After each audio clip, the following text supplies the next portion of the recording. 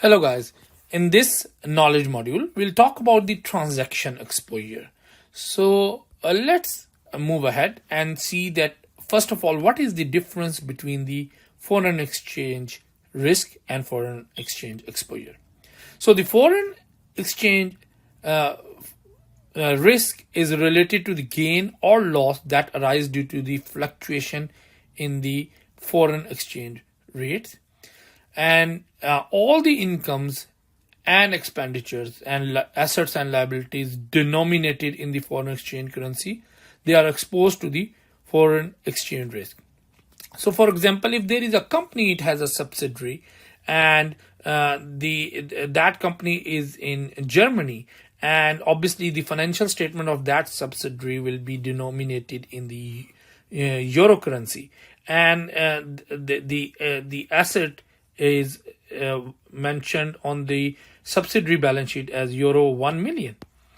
Now when it will be converted back to the so because the asset so maybe the main company is in USA, so the parent company is in USA, and these subsidiary financial number will eventually be converted into the US dollars in order to prepare the consolidated financial statement.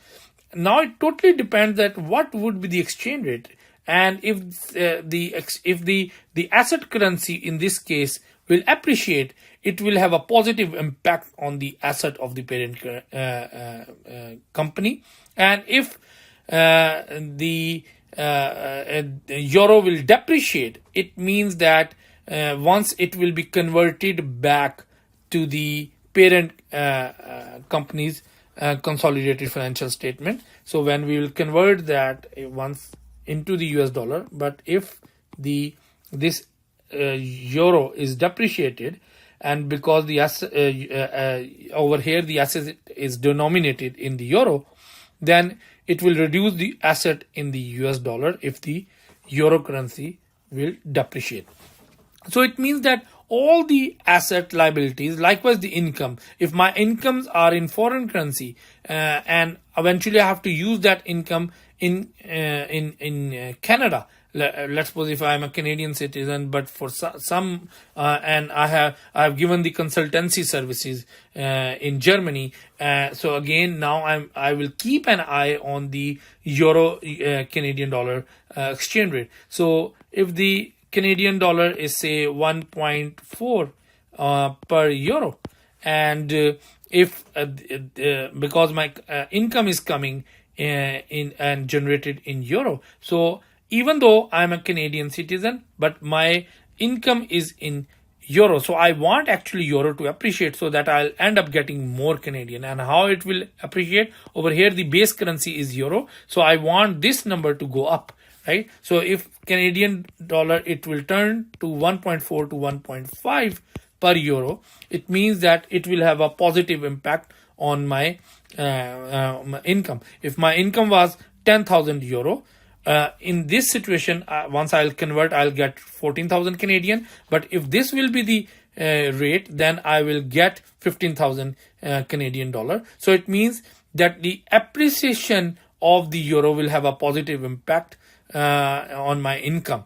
But at the same time, if this rate will go down, it means that if the euro will depreciate and Canadian dollar will appreciate, in that case, say if it is 1.3 Canadian dollar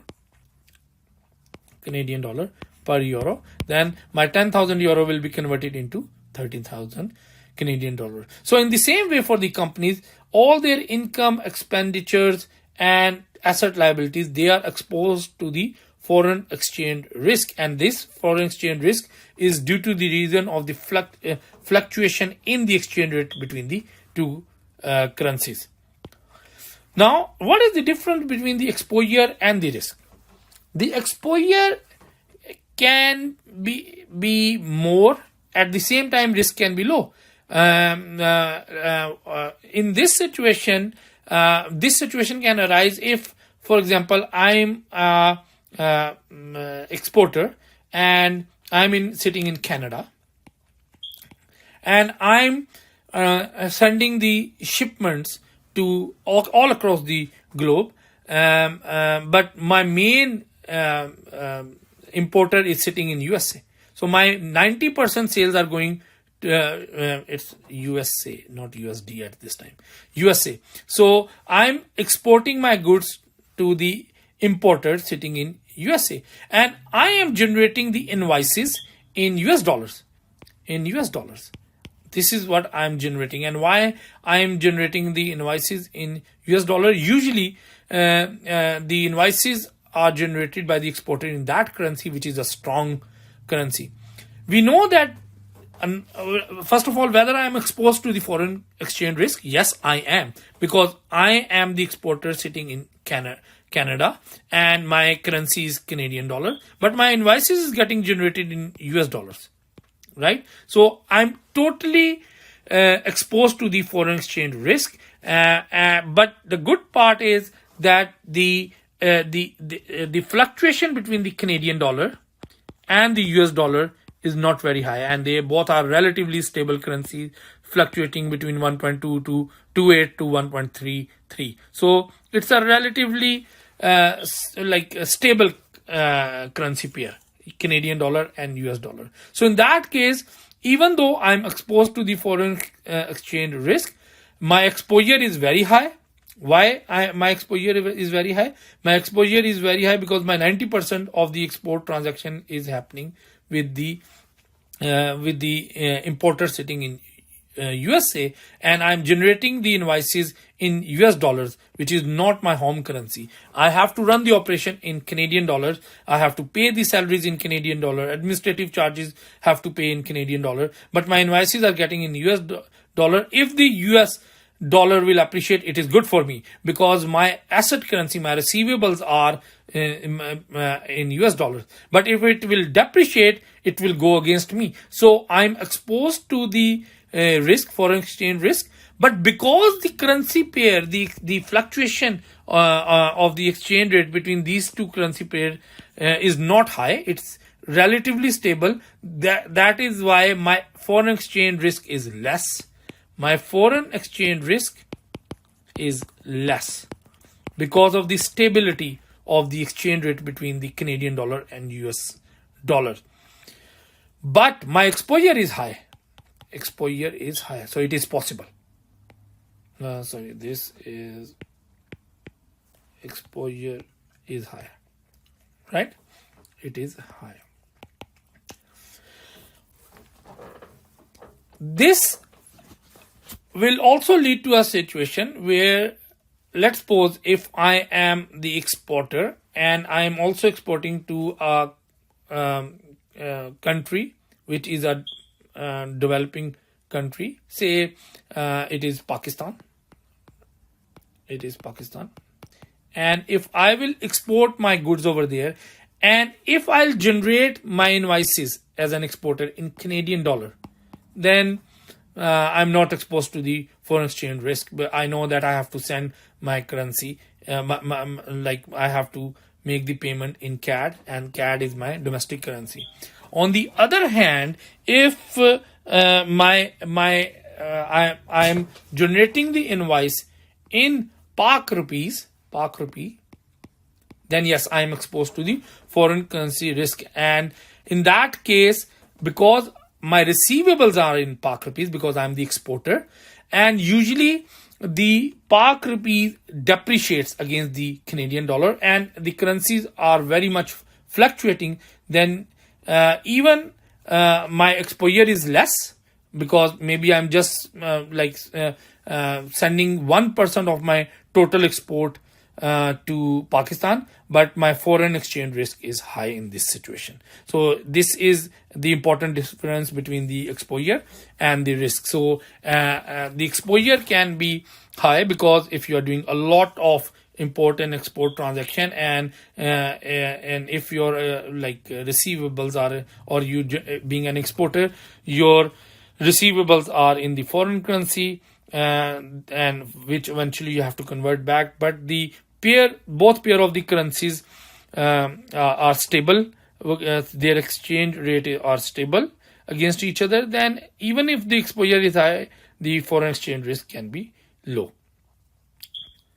Now there are three types of exposures. One is the transaction exposure, one is the translation exposure, and the third type is the operating and economic exposure. In this video, we'll talk about and focus only on the transaction exposure.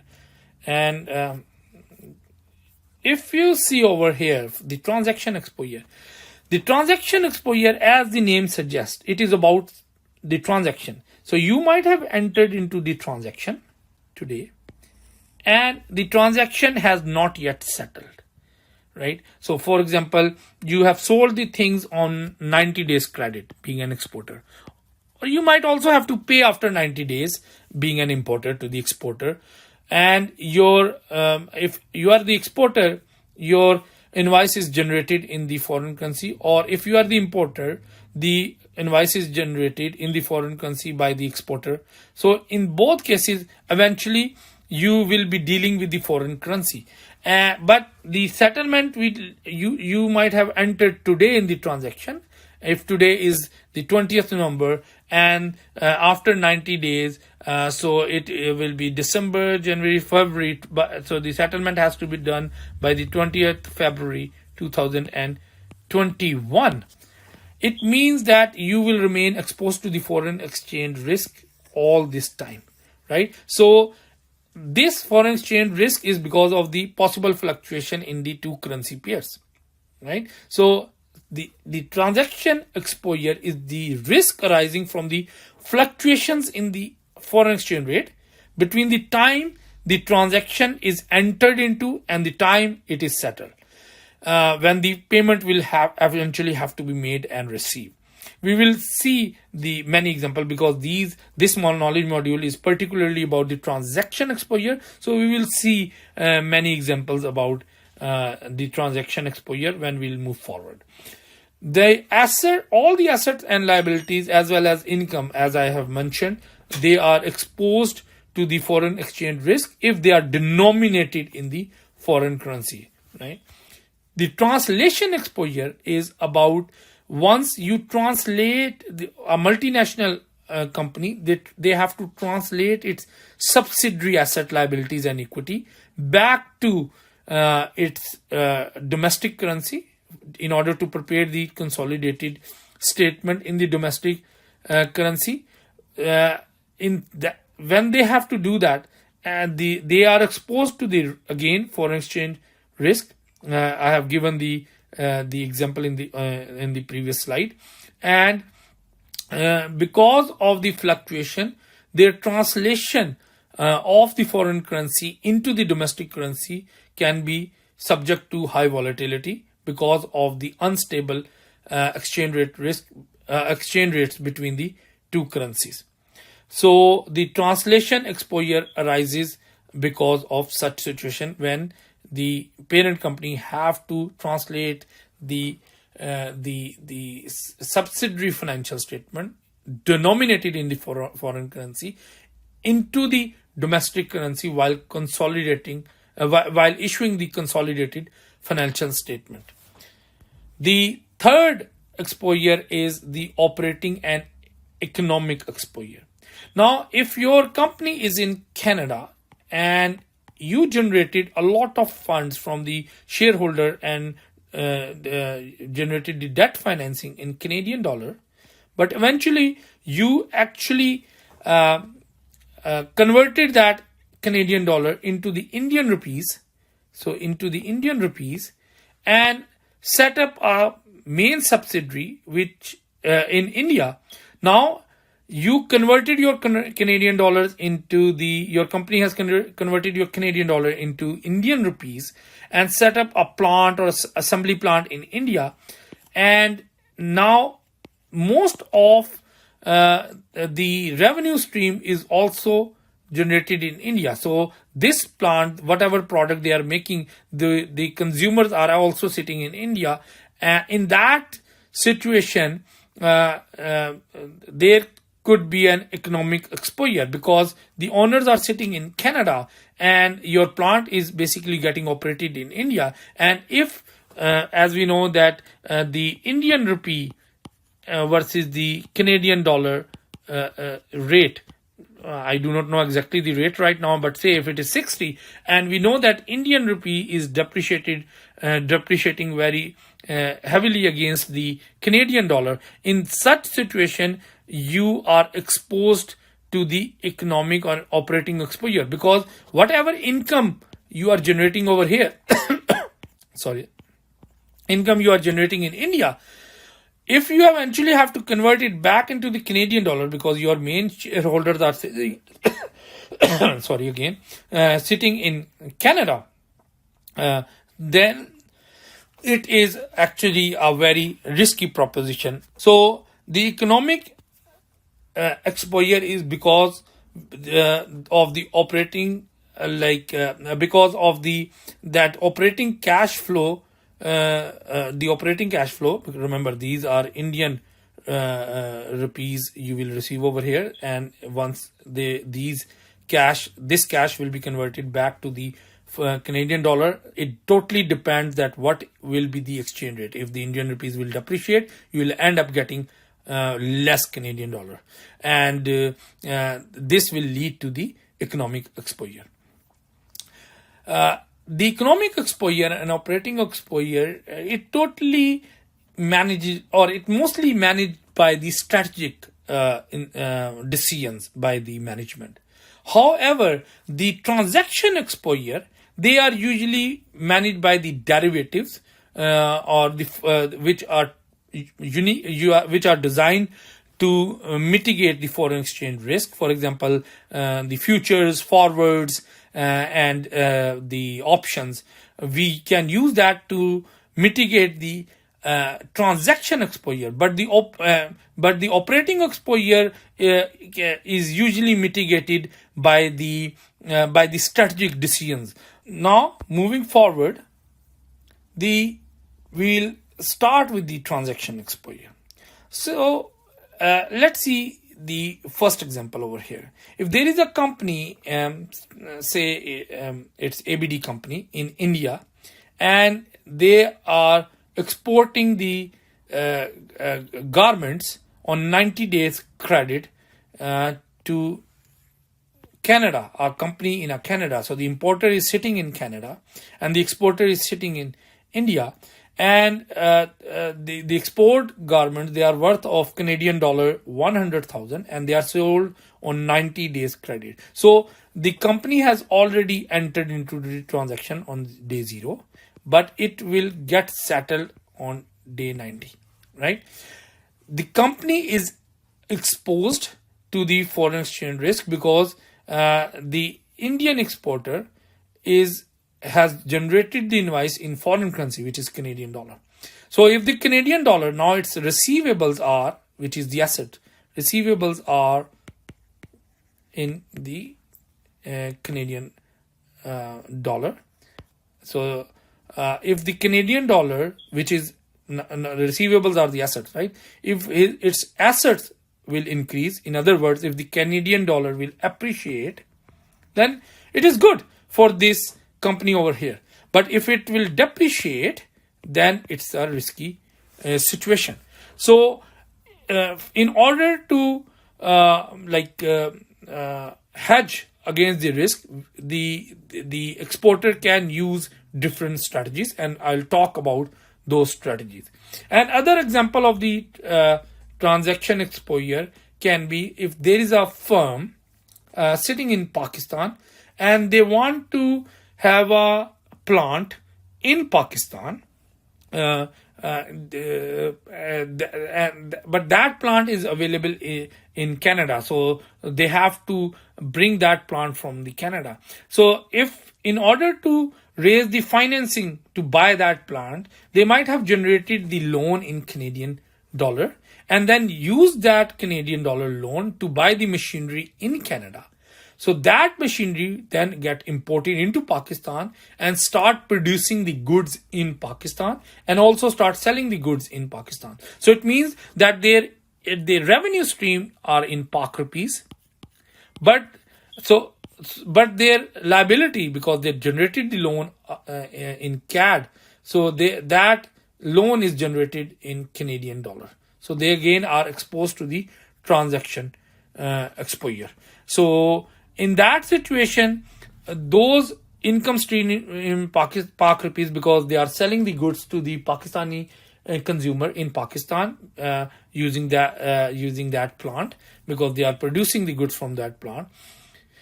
That Pak rupees has to be converted into the Canadian dollar, and that Canadian dollar will then be paid to the bank in order to make the interest payment and eventually to make the principal amount as well, right? So this situation is again where the Pakistani firm, which is firm X, it is getting exposed to the transaction exposure. So a cross-border loan where the repayment of interest and principal would be in foreign currency is a classical example of the transaction exposure. How we can manage such exposures? So there are broadly two techniques. One is the internal hedging and the other one is the external hedging. The internal hedging is actually endogenous to the firm and driven by the circumstances and initiatives that are internal and specific to that firm.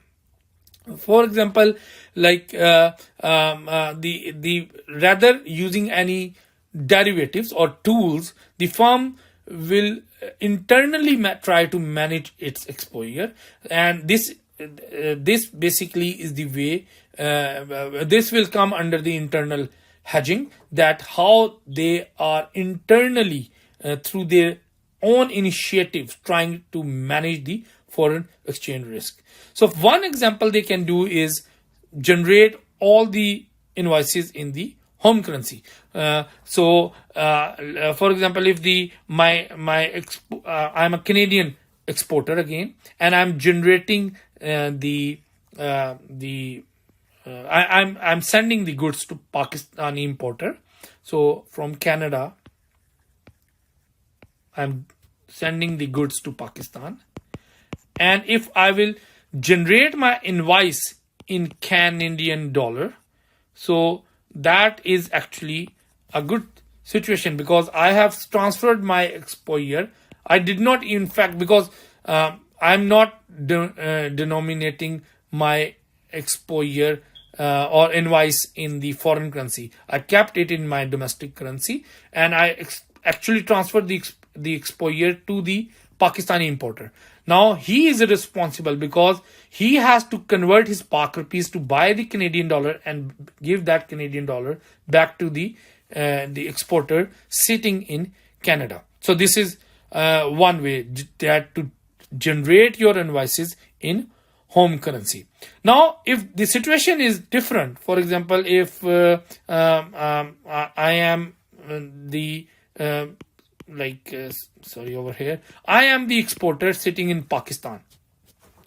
In that case, is it good that I generate the invoice in Pak rupees and send the good over here? It's not good, because maybe if I'm sending these goods and selling them on 90 days credit, and the currency, the foreign exchange rate between the Pakistani rupees right now and the Canadian dollar is around 124, right? 124. This actually, the Pakistani rupees actually depreciated very heavily against Canadian dollar in the last 1-2 years. And in that situation, being the exporter, Pakistani exporter, it is not feasible to generate the invoice in Pak rupees. So even by generating the invoice in Pak rupees, I will manage my transaction exposure, because I do not have to convert anything. I'll simply receive the Pak rupees, which is my home currency. But maybe when the transaction happened, in fact, when we entered into the transaction on day 0 and then day 90, if on day 0 the Canadian Pak rupee was equal to 124 per Canadian dollar, right? And after 90 days, this turned into the Pak rupee 130, per Canadian dollar. This is not good for me. If I'm a Pakistani exporter and I have generated the invoice in Pak rupees, why it is not good? It is not good because the Pak rupee actually depreciated and Canadian dollar appreciated. The base currencies, look, this actually increased from 124 to 130. So for 124, it went to the 130.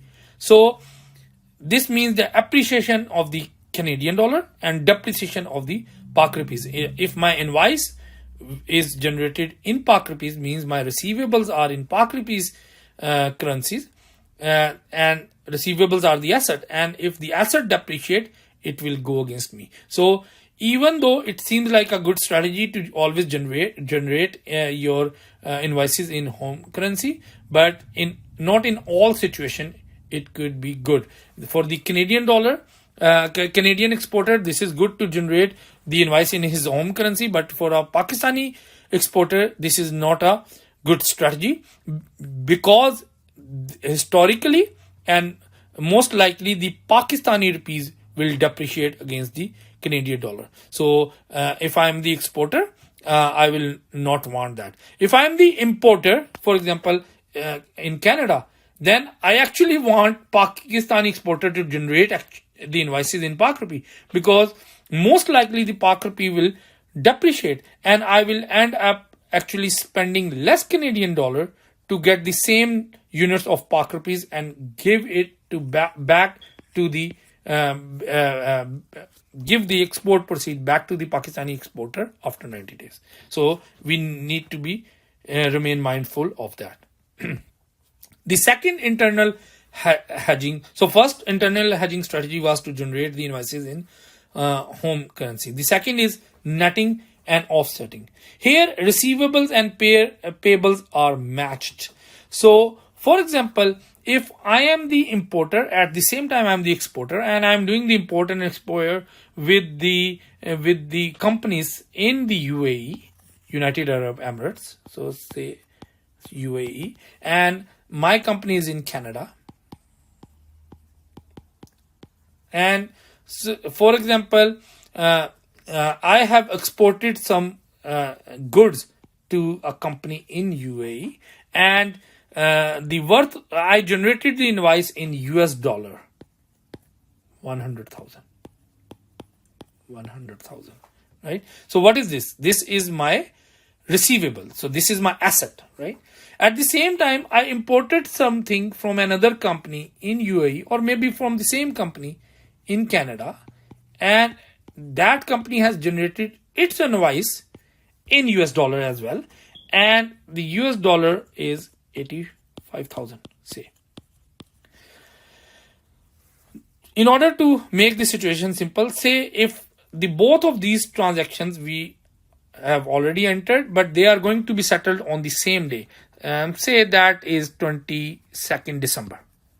So it means on 22nd December, I'm expecting to receive 100,000 US dollar, but I am also I need to pay US dollars 85,000 to my exporter in UAE. So from my importer, I'll be receiving 100,000 US dollars, and from my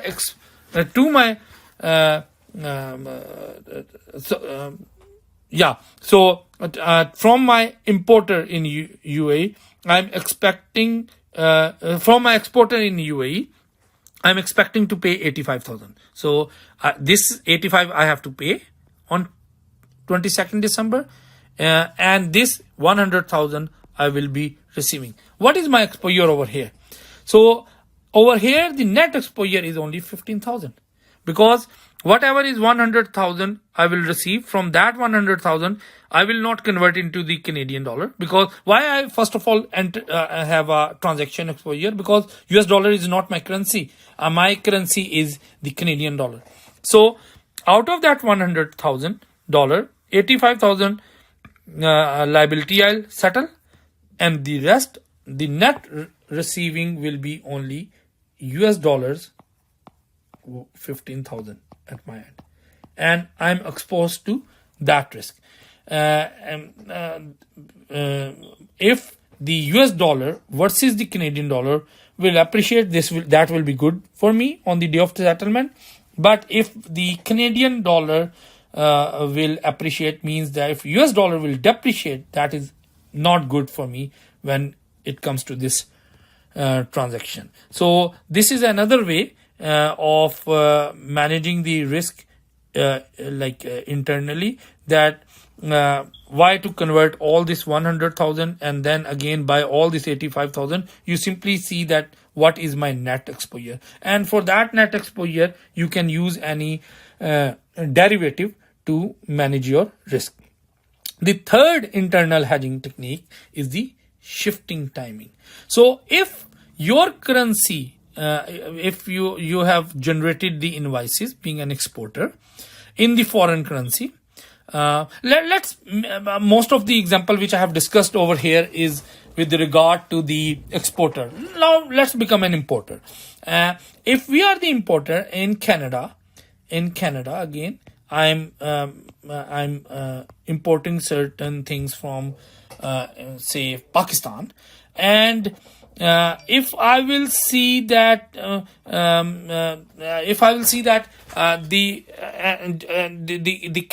invoice by that exporter has generated in Canadian dollar, so CAD, it seems like that I have to pay the Canadian dollars to the exporter in Pakistan, right?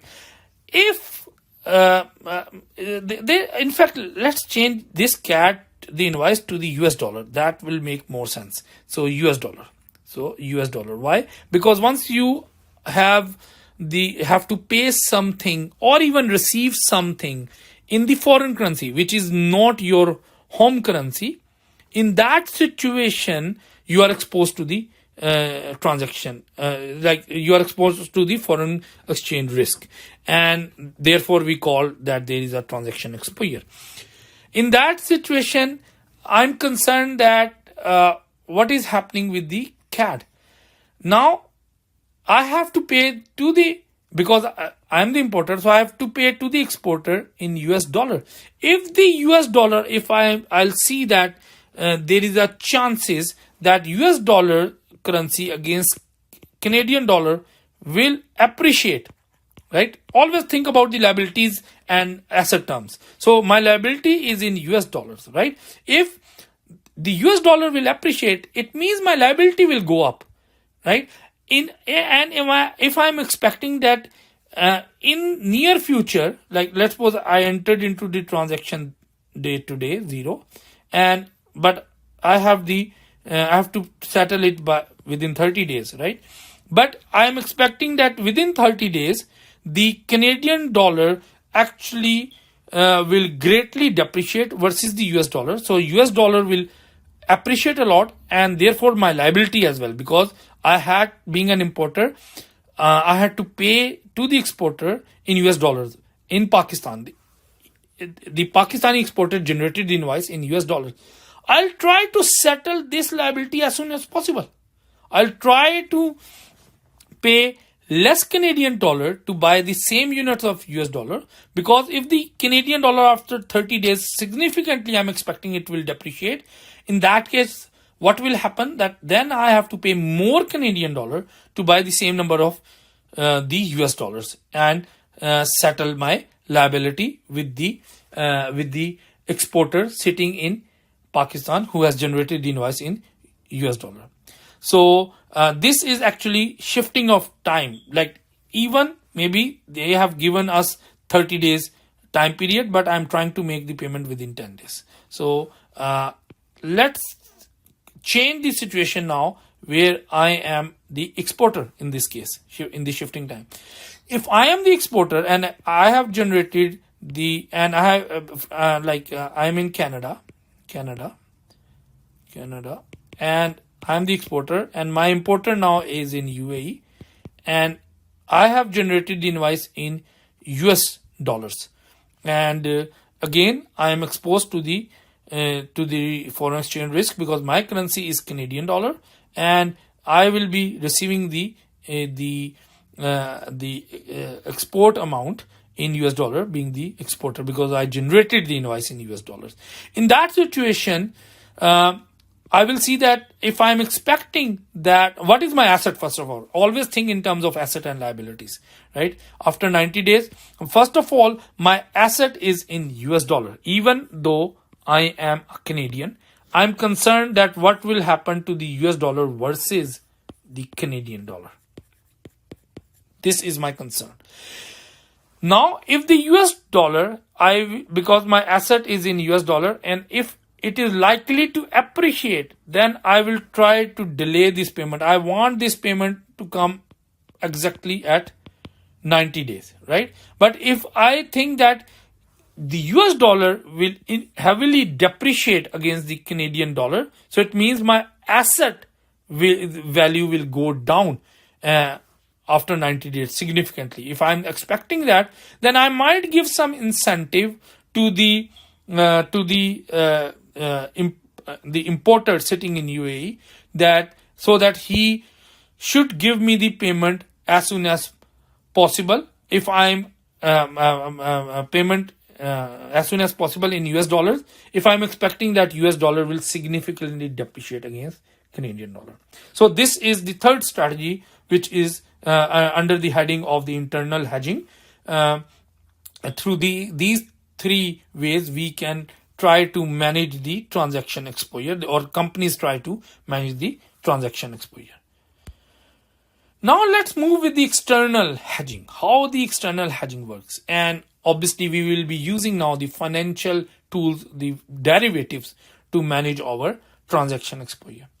The external hedging usually involves the forward markets, money markets, and option markets. The forward market is very simple. If I am expecting to receive let's change now the situation. Now, in fact, keep going with the same one. If I am the exporter, and after 90 days, I will be receiving 10,000 US dollars. 10,000. Therefore, because it's a foreign currency, I'm exposed and I exported the goods, and invoice was generated in US dollars, and I will be receiving after 90 days the 10,000 US dollars. So I can go simply into the forward market and can book the rate at 90 days, say of 1.32 CAD per US dollar.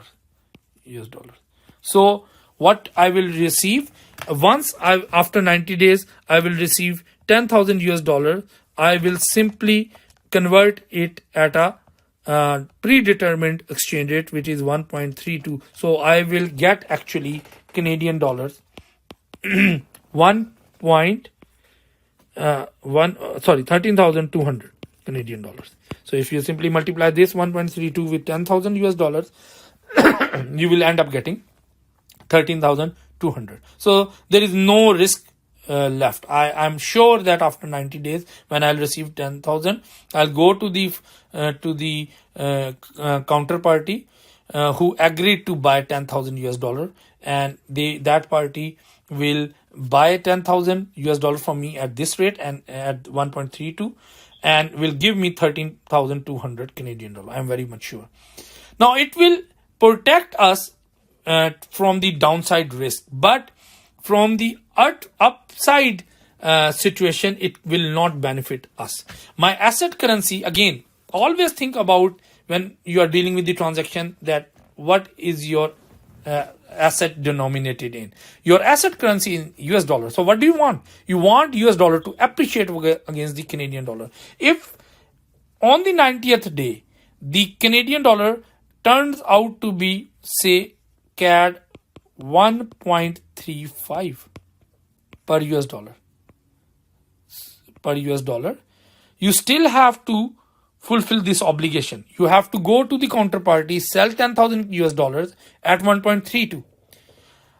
If you would not have entered into the forward market, you could have gone to the foreign exchange market, and in the open market, you would have sold 10,000 US dollar and converted that 10,000 at this rate, 1.3 1.35, and eventually could have gotten, if this is Canadian dollar, 13,500. So you would have a loss of $300 in that case. The only thing which is helping you over here is when you will enter into the forward transaction, is that you are protected from the downside risk. But if the market situation is favorable, that will not give you any benefit. The second way of hedge against the or mitigate the transaction exposure is hedging through the money market.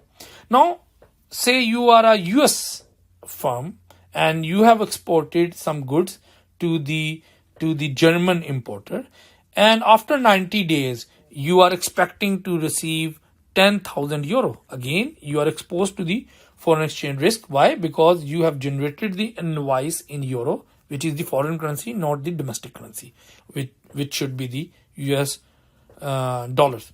So what you will do, you can go to your bank, and if you need the payment right now, you can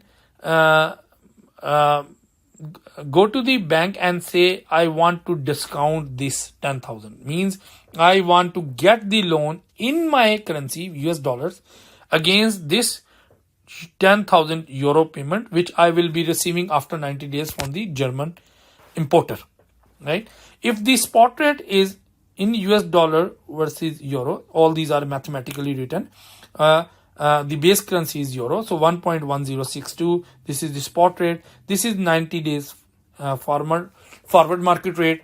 This is the euro 90 days interest rate. This is the US dollar 90 days interest rate. Remember, these are on per annum basis. So in order to get the interest rate for the 90 days, you have to divide 1.5% divided by 4, right? Or in other words, you can multiply it with 90 days divided by 360. So obviously this will give you 1 and this will give you 4 over here. So this is same as if you simply divide 5.5 divided by 4.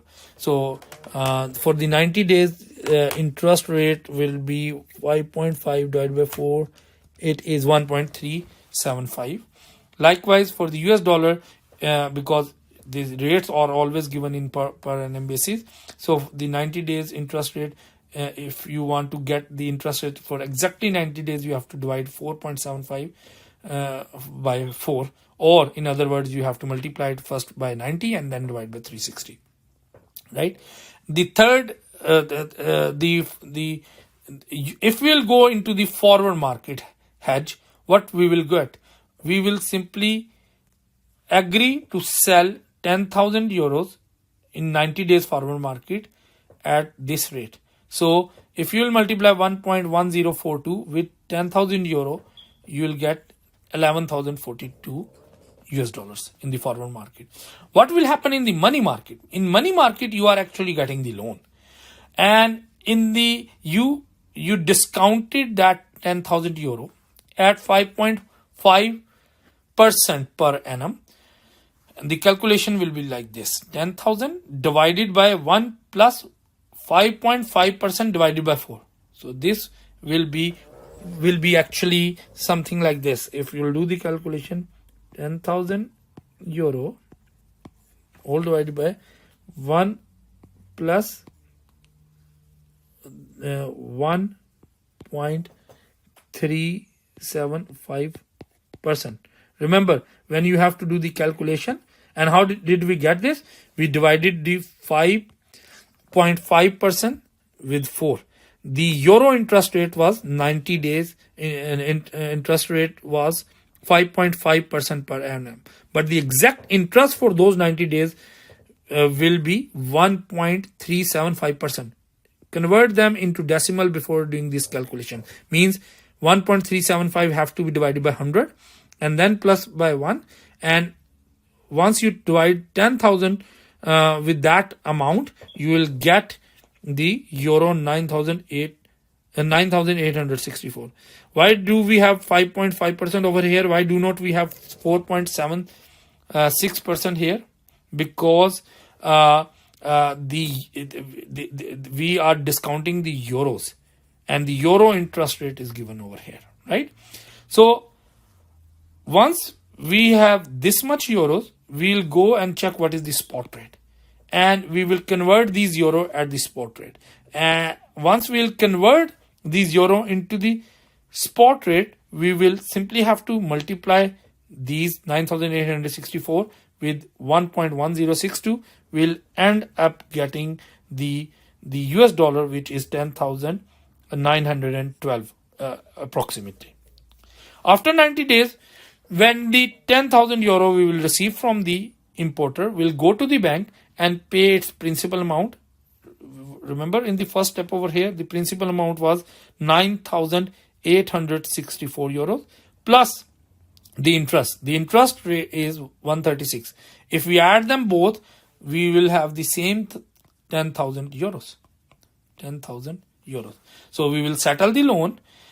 The worth of today is 10,912, which we have gotten over here in this, in the third last line, is 11,042, right? And why is that? Because if we'll multiply this 10,902 with 1 plus 4.75% divided by 4, if you do this calculation, you will actually end up getting the $11,042. So this is actually the same amount which is also given to us by the forward market. So in both situation, remember the forward is basically calculated based on the interest rate. So it is no more surprise that in the forward market and in the money market, the end result is the same, but there are two different mechanisms. One is either if someone is selling you the forward contract, go over there. If no one is selling you forward contract, you can have the same situation and same end result, but you can achieve your objective by going into the money market and do the transactions in the money market. Now the third one is actually the option market, and option market will give you the not only protect you against the downside risk, but it will also give the benefit to the hedger from the upside situation when the market situation is good, and we'll see that in the next slide. So the options are the derivatives. In the forward gives you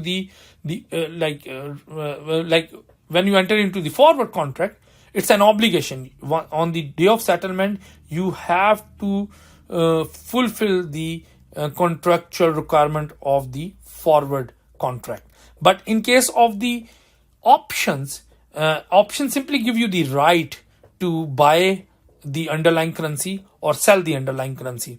If there is a downside risk, for example, if you needed to buy a certain currency, and when you wanted, on the day when you wanted to buy that currency actually already very much appreciated and becomes expensive, you can go to the option seller and buy at a lower price from him if you would have bought the call options. So it just gives you the right. If on the day when you have to buy the underlying currency in the open market, the price of that currency is very less, means it actually got depreciated, you will not go to the seller of the call option and buy the same underlying currency at a higher price. In fact, you simply go into the open market and buy at a lower price. So it will protect you from the upside situation as well, because this is an upside situation. You can buy it from the open market at a lower price. Yes, you have ended up giving the premium, and that is your only cost. And on the next slide, this situation will be more clear to you. So for example, if this is the month of July and the importer is sitting in India, and the exporter is sitting in Canada, and the invoice is generated in Canadian dollar, and the importer after 90 days in India had to pay and settle the export proceeds and send the money to the exporter in Canadian dollar, and he has to send 1 million Canadian dollar, right? Obviously, given the situation that the currency between the exchange rate between the Indian rupees and the Canadian dollar is unstable, and mostly Indian rupees depreciate versus the Canadian dollar. So the importer is very much concerned that what could be the rate when the settlement has to be made after 90 days. So let's see if he decides to go into the option market to hedge his risk and manage the transaction exposure. So the spot rate right now, if say, is 53.5 Indian rupees per Canadian dollar. Again, it's a mathematical way to write the exchange rate, and the base currency over here is Canadian dollar. Now, when he went to the option market, he saw that the quote is written over there is, now this is a quote, this is not the mathematical way. It's written as Canadian dollar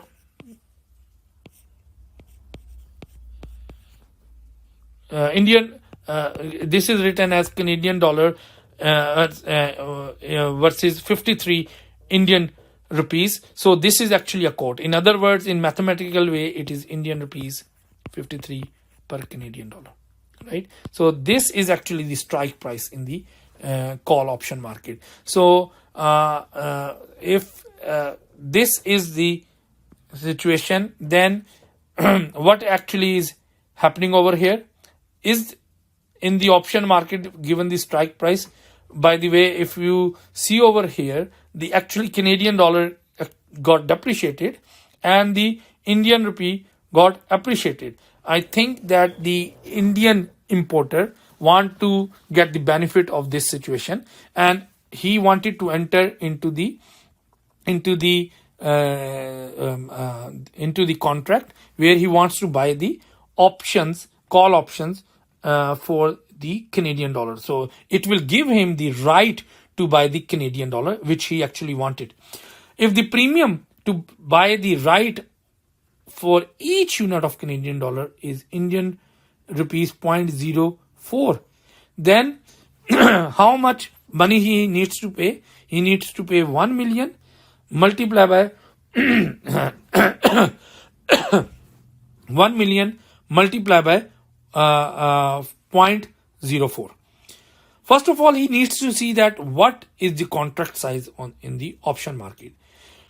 In the option market, if the exchange is offering the contract size of Canadian dollar 100,000, means when the Indian importer will buy one contract, each contract will give him the right to buy 100,000 Canadian dollar. Then it means that in order to buy the right on 1 million Canadian dollar, he needs to buy 10 such contracts. And 10 multiplied by 100,000 multiplied by 0.04, because 0.04 is the price or the premium to buy the right of each unit of Canadian dollar.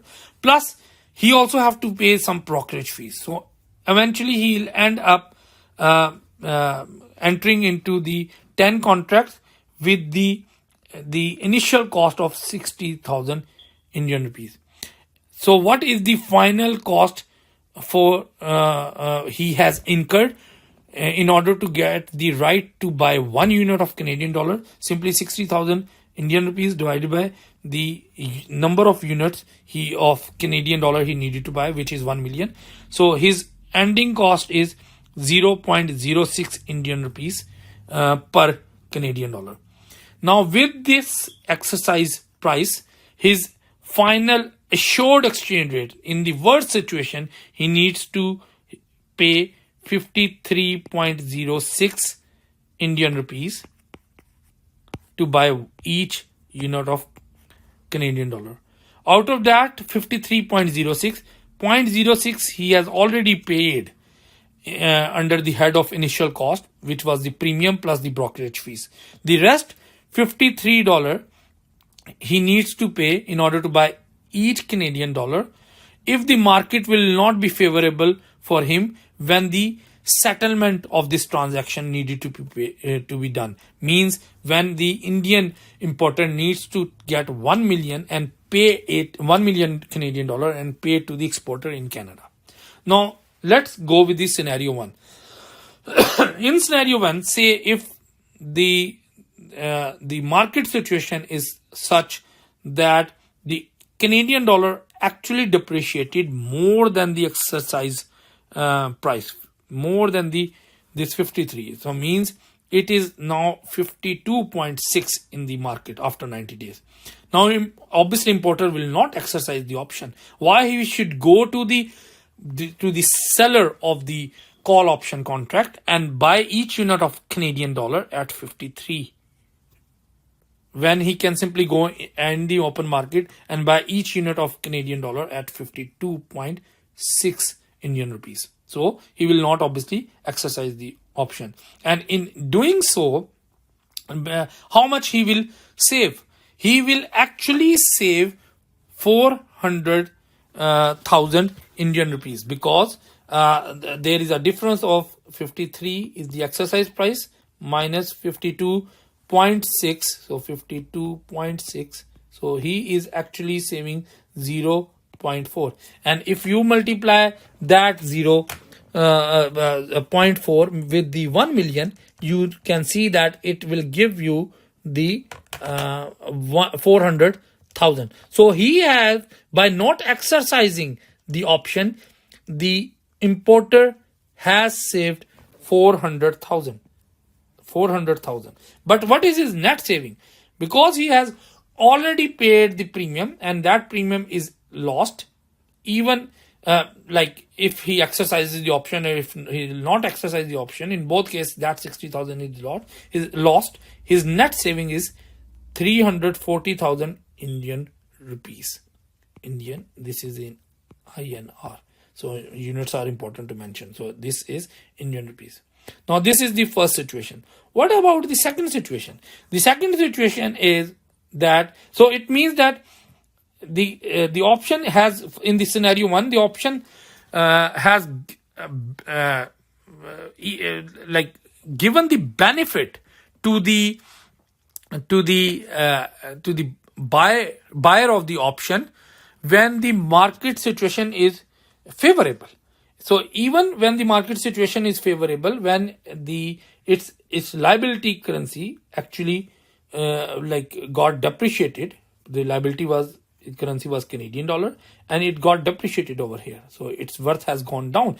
So when the liability currency's worth is gone down, it means your liability has gone down. So it's a favorable condition. In favorable condition, it has given obviously the saving to the to the buyer of the call option.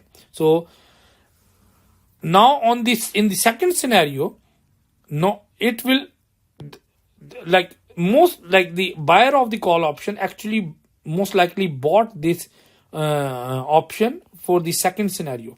What if the Canadian dollar will appreciate? If Canadian dollar will appreciate, the importer has to buy the same 1 million units of Canadian dollar by paying more Indian rupees. So in this case, if you see, its liability got liability currency got appreciated, therefore his liability got appreciated as well.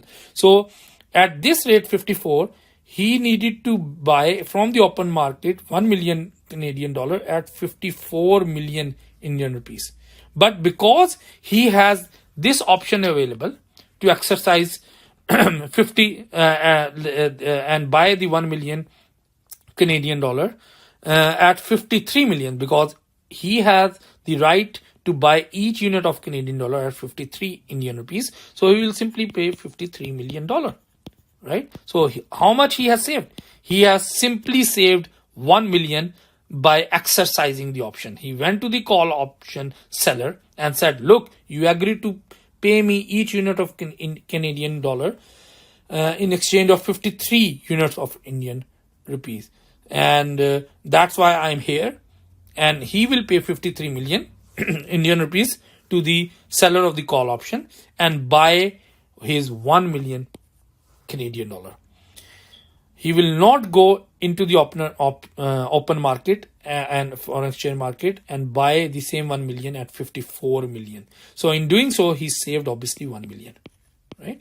He saved 1 million. This is the saving. But what is the net saving? This is the saving. The net saving is after subtracting his 60,000 initial premium. It actually also have the brokerage fees in that. But if that you subtract that 60,000, so it means that 60,000, the net saving turned out to be 940,000. So this 940,000, again I have to write it Indian rupees. He got protected by exercising the option. So option gives the protection against obviously the downside risk, but also give the benefit to the buyer of the option contract from the situation which is favorable for him. So in both situations, the buyer of the call option in this example ended up saving a nice amount of money. So in summary, we learned in this knowledge module about the transaction exposure. So transaction exposure is created when you enter into a transaction, but it is still not yet settled. So throughout that period, the transaction exposure is created if you are involved with any foreign currency, right? And we have also seen that there are two broad categories: internal hedging and external hedging, to manage that transaction exposure. Within the internal hedging, one is generating the home invoicing or generating the invoices in the home currency. The second was the netting and offsetting. The third was shifting timing.